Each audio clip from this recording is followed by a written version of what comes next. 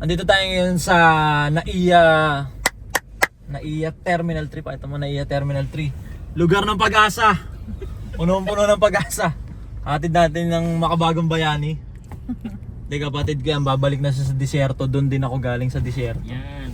Ito yung lugar, punong-puno ng pag-asa. Sa kada pumupunta ako dito, may 3 tao akong nakikita eh.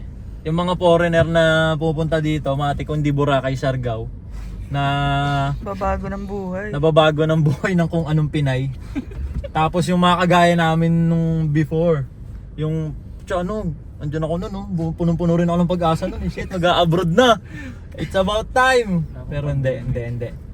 Kasi ito yung mga pabalik na. Tapos pag nakamaong jacket, maong pantalon, matik seaman yun. Sasampa na yun. Yung ginto.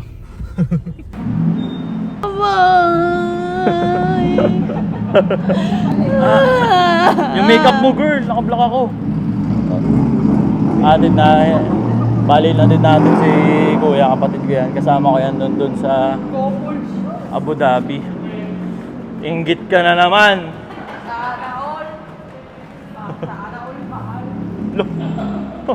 Si Kadore. Ayun, kapatid ko ay lang kanyang marilag.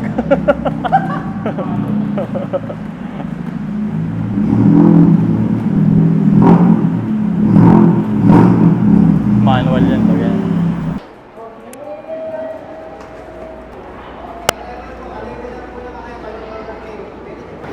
So mag-abroad girl, ay hindi, pala to siya, nasirang flight attendant si Wada.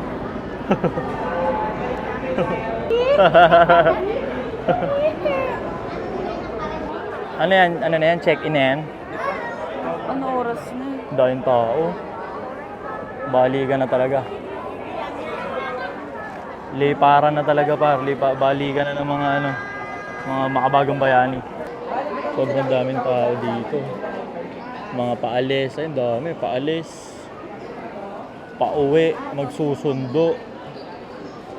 Dahil tao no? Back to the ball game na eh. Tapos na yung Christmas season eh. Back to the ball game na. Ganyan-ganyan din ako noong 2019, punong-puno ng pag-asa na nag-aakalang nasa ibang bansa ang maraming pera. Galing ako dun, kung saan pupunta yung kapatid ko, dun ako mismo galing sa Abu Dhabi, UAE. Tapos ito naman siya, nasirang flight attendant. Hindi naman nasira, anytime pwede ako. Yeah. Pagka-graduate, 5'9 ako. hindi ka 5'9", magkahit tayo. Oh, 5'11 ka nga eh. Hindi ka nagagalit. No. Choice ko yun. Yan si Ina, ang marilag ni Kuya. Isa't kalahating taon ako doon na sumubok maging OFW par. Nakakalibang dito eh. Nakakalibang rin pumunta dito magsundo or maghatid kasi malilibang yung mata mo eh.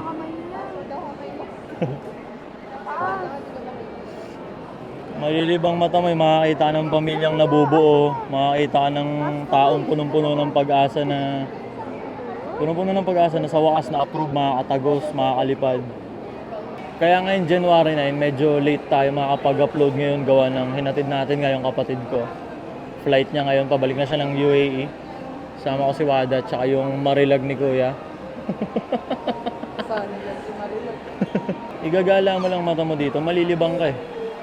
Malilibang ka.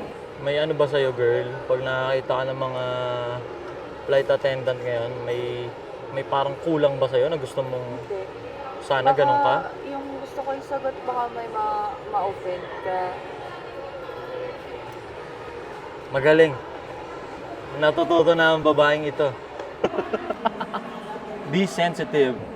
Halos lahat nakahawak sa cellphone. Ka-video call yung mga pamilya nila bago sila tuluyang lumabas ng Pilipinas.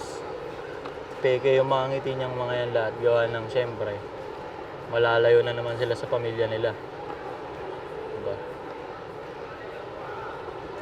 Yung mga tatay dyan, may mga nanay. Lalayo na naman sila sa kanilang pamilya eh. Bibili si Wadang tsinelas, gawa nang nakrocs siya. Lintik magbasa yung paa. Kadiri. Bili ka ng goma girl. Crocs pa more. Kaya kayo dyan, kung may tatay kayo, nanay, tito, tita na nagsusuporta sa inyo na nasa ibang bansa. Tangin ako na nagsabi sa inyo, legit yung lungkot. Legit yung lungkot, tas makakausap lang nila kayo pag may ipapabili na kayo o kaya may bayarin kayong kailangan bayaran. Solid, kamustahin nyo sila, i-chat nyo sila, tawagan nyo sila, random lang. Putya, may mga nakikita ko doon, ganun, pag tinatawagan ng random nang walang kailangan yung kapamilya nila. Puta, naiiyak pa eh. Naiiyak talaga sa sobrang tuwa kasi sobrang genuine nun. Ibig sabihin, naalala mo lang siya, namimiss mo siya, tinatawagan mo siya nang wala kang kailangang bayaran or wala kang ipapabili. Tawagan nyo. Promise. Lintik yung, ano yan? Ano ba yung kulay? Maganda naman eh, pero sa white lang, pinaka-black. Ewan ko sa'yo. Ito, bili mo. Tsinelas ng Reclamador. Reclamador 1. Amplified yung ano dun eh, feelings pag nasa ibang bansa. Kumbaga 10x. Pag malungkot ka dun, malungkot na malungkot ka. Pag masaya ka, masaya ka. Kaya nga naluluha-luha pa eh. Kunyari, tawagan nyo sila, sampulan nyo lang, tawagan nyo. Tawagan nyo random, wala kayong papabili, wala kayong kailangan bayaran, tawagan nyo lang kasi namimiss nyo sila, kamustahin nyo sila. Maluluha-luha yun doon, kasi yung saya doon, 10x. Kunin mo. Ayan, isasot mo. Ganda na ito, Beo, pamorma ko. Bagay sa mga maong-maong ko to. Para gangsta, classic gangsta. Hindi nga legit real talk yun. Tatay nyo, mama nyo, random lang, bigla nyong tawagan, bigla nyong i-chat. Diba? Kasi gusto nyo silang kamustahin. Jackpot sila dun, grabing recharge yung ibibigay nyo sa kanila nun kasi nga heightened or amplified or 10x yung feelings dun. Pag malungkot sila dun, homesick sila sagad. Tsaka totalan dito tayo sa airport. Diba? Tapos marami dyan sa inyo, syempre, nag-wonder kayo kung nasa abroad ba talaga yung magandang buhay. Ako bilang isang nakapunta doon at naging OFW doon, ito lang masasabi ko. Kung kaya nyong kumita dito sa Pilipinas, dito na lang kayo. Kasi ito sabihin ko sa'yo kung tulonggas ka dito, tapos minimum lang din yung kaya mong i-generate na pera dito, pagdating doon walang magbabago, ganun lang din. Ang pinagkaiba lang doon, ang magaganda lang doon, lintik yung benepisyo once ma-hire ka. Saan ka nakita doon? Benepisyo kasama yung dental, kasama yung sa mata. Pwede kang magpasalamin, contact lens sa may grado, pwede kang magpa-dental, pakaisipin mo, papabunot, papapasta, papabrace. Tangina dito, walang ganun. Dito, meron dito, PhilHealth na ninakaw-nakaw na yung pondo, ano pa. Ba doon, solid benepisyo, walang pollution syempre. Sobrang ginhawa ng buhay kasi walang pollution eh, walang traffic. 'Di ba? Tapos ang sarap-sarap sa pakiramdam doon kasi ultimo otoridad doon, hindi nakakatakot. 'Di ba? Iba yung pakiramdam pag nandoon, sobrang masasabi natin ginhawa. Pero kung yung usapang pera, kung dito sa Pilipinas, ang kaya mo lang i-generate minimum lang. Pagdating doon, ganun lang din ang kaya mong i-generate na pera doon. Walang pinag-iba. Tapos lumayo ka pa. Wala kang tropa doon. Malayo ka sa pamilya. 'Di ba? Kaya ako, kung kaya mong Hindi, maraming pera doon, maraming diskarte. Kasi doon, may kakilala ako doon, ang dami niyang diskarte. Nagkakaroon siya ng diskarte doon kasi wala siyang choice, wala siyang tropa doon eh. Wala siyang tropa, wala siyang layaw doon. Marami pa siyang oras. Parang pag nandun ka kasi, parang napagtatanto mo na, mahaba pala yung 24 hours, pwede pang sundutan ng iba't ibang side hustle, iba't ibang racket. Same thing lang din dito sa Pilipinas yun eh. Pinagkaiba lang dito sa Pilipinas, distracted ka pag nandito ka sa Pilipinas kasi may barkada dito. 'Di ba? Kaya nga, pag may mga barkada ka dito na parang nagseseryoso na sa buhay, nagtutunog weirdo sila, no? Kasi hindi na sila totropa, hindi na sila lalayaw, hindi na sila bibisyo. Pero kung iisipin mo maigi, ganun lang din yun. Same thing, pares na pares. Yung tropa mong nasa abroad, hindi siya nakakabarkada, hindi siya nakakalayaw. Tapos nakikita mo, ang dami niyang side hustle. Pwede mo rin gawin dito sa Pilipinas yun. Huwag ka munang bumarkada, huwag ka munang lumayaw, huwag ka munang magbisyo, seryoso ka sa buhay, i-utilize mo yung 24 hours ng buhay mo. Pwede mo rin siya sundutan ng maraming side hustle, maraming racket. Diba? Nagets mo ba yung sinasabi ko? Medyo mabilis lang kasi gusto ko siyang pagkasyahin ng mabilis lang, nang hindi nahaba yung video. Hindi ko alam kung nagets nyo kasi ang bilis ng pagkakasabi ko eh, pero try nyo ulitin. Ganun na ganun lang din yun. Kung ano yung sa tingin mong magagawa mo doon, pwede mo rin gawin dito. Sa madaling sabi, hindi abroad yung sagot. Ang sagot, disiplina. Kailangan mong disiplinahin sarili mong hype ka. nagkaroon ng... Tsaka, Di ba yan may tugtog? oh, tsaka isipin mo ganito. Di ba?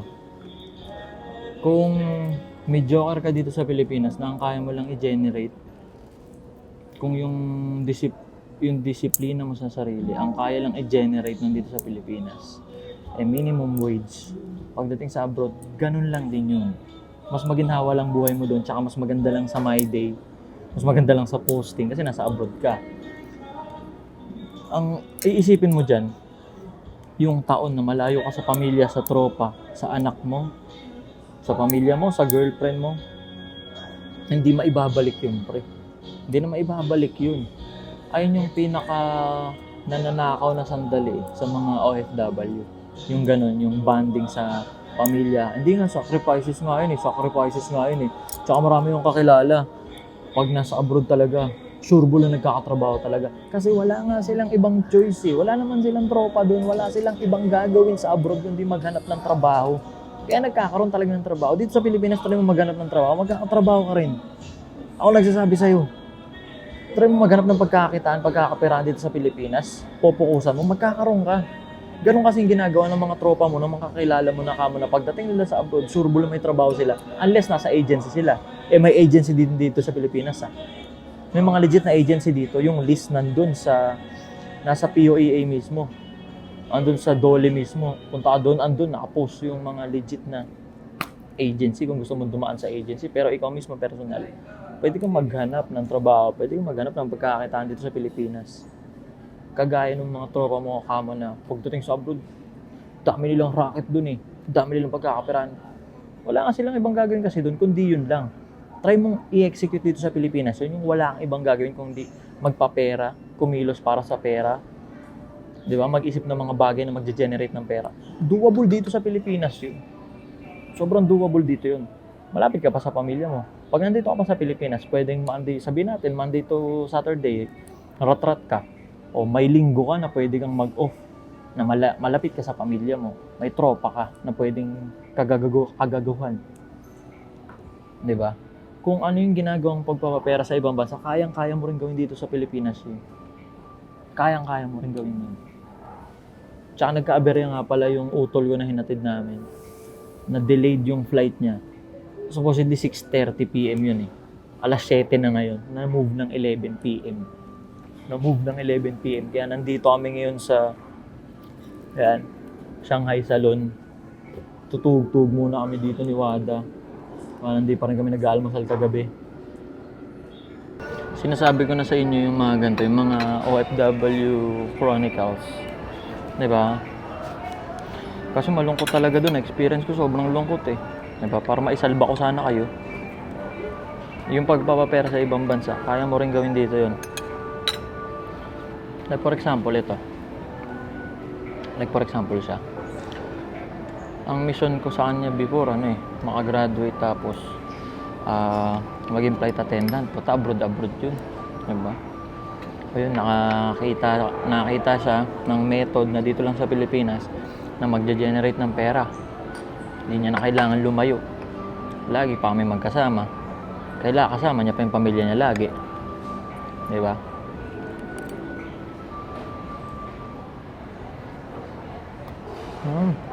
Feeling ko, hindi rin ako ubra doon sa ganun. Kasi, mabilis akong ma-homesick. Kaya,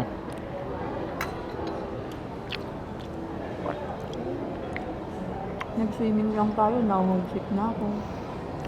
kung kaya nyong... Actually, kaya nyo eh. Kasi kung iniisip mo na makakapag-generate ka ng pera sa abroad, kung titignan mo maigi, yung proseso, ang gagawin mo lang din doon, mag-a-apply ka eh. Tapos pag nakapag-apply ka, pag nakapagtrabaho ka ng ilang taon, magdadagdag ka ng side hustle, dito mo sa Pilipinas gawin. Diba? Pinagkaiba lang, dito may pollution, doon wala. Pero ang kinaganda, dito kasama mong pamilya mo, doon hindi. Diba?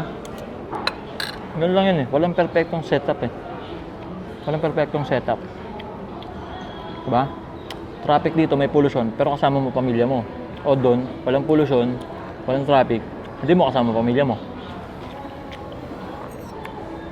At the end of the day, kaya ka nagpapapera para mabigyan mo sila ng masarap na buhay eh. Nasa abroad ka, nabigyan mo ng masarap na buhay sila, ang layo mo naman. Diba? Sarap. Ganun yung ginawa ko. Diba? Nung nandun ako, nung nagkatrabaho naman ako dun. Diba? Tapos, ang trabaho ko dun, office boy, muchacho. Diba? Sa isang engineering firm. Diba? Tapos, pwede mo namang i-upgrade yung trabaho ko na yun eh. After 2 years, hanap ako iba. Ang mahalaga, mabisahan lang ako. Pero nag-compute ako eh, nagdudamat ako. Pucha, ilang years, hindi, nagbabayad lang ako ng utang. Tapos, ang layo ko sa tropa, ang layo sa pamilya. Homesick sagad doon. Pagkatas ng taon na yun, nakapagbayad lang ako ng utang. Yung buhay ko, di ko na maibabalik. Yung nawalang taon, yung nagdaan taon. Diba?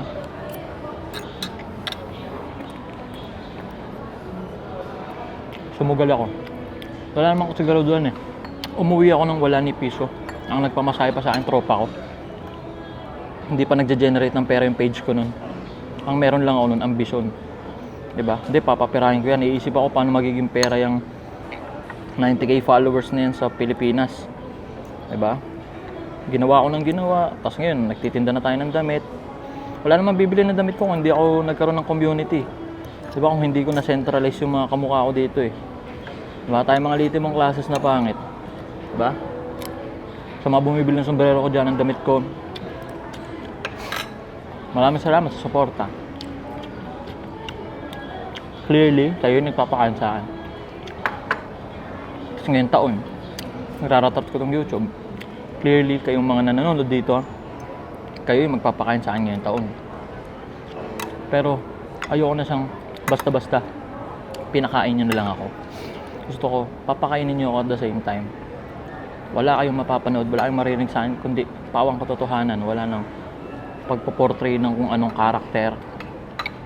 Genuine na lang. Ano yung nangyari sa akin sa araw-araw, ano yung mga pwede kong i-share para masabayan nyo ako, sabay-sabay na tayong pumunta sa top. Ba? Pero ikaw pa rin yan eh. Ikaw pa rin yan, pre. Gusto mo talaga mag-abroad?